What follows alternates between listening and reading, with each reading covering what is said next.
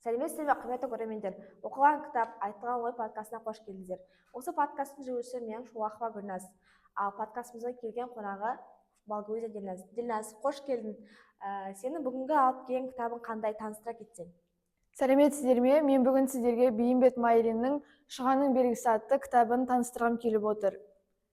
Шұғаның белгісі Бейімбет Майлиннің «Шұғаның белгісі» әңгімесі махаббат туралы айтылған. Бұл шығармада повесть жанрында жазылған және махаббат туындысын қозғайтын лирикалық шығарма. Шұғаның белгісі қазақ қыздарының тағдырын, шынайы махаббат пен әлеуметтік теңсіздікті туралы шығарма.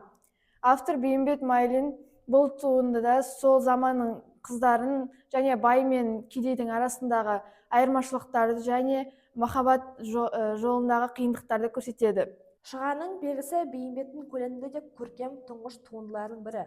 Бұл хикаят саған қалай әсер етті және шығармада негізгі ой қандай? Шығарманың негізгі ойы шынайы махаббат пен әлеуметтік кедергілерге тап болуы. Шұға сұлу, ақылды, тәрбиелі қыз. Ол Абдрахманды шын жүрегімен жақсы көреді. Бірақ олардың қосылуына әлеуметтік жағдай, әлеуметтік теңсіздік кедергі болады. Сенің ойынша автор не айтқысы келді және шығармада қандай мәселелер көтерілді?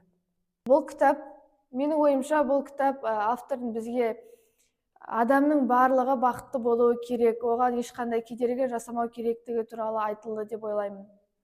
Автордың бізге айтқысы келген ойы әр адам бірдей тең өмір сүріп, барлығы бақытты болуға лайықты. Шығарманың өмірмен байланыстылығы қандай? Шығарманың өмірмен байланыстылығы қазіргі таңда кейбір адамдар өзінің әлеуметтік жағдайына байланысты және ата-аналарының қарсылығына байланысты немесе басқа да жағдаяттар бойынша олар қосыла алмай кетеді.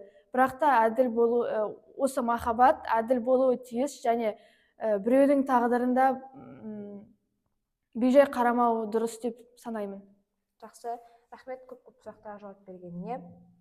Қымбатты көрермендер, подкастымыз өз мәресіне жетті. Шығарманы керемет талқылады деп ойлаймын. Құрметті көрермендер, сізге де осы кітапты оқуға кеңес береміз. Дильназ, саған подкастымызға келіп ой бөліскенге рахмет.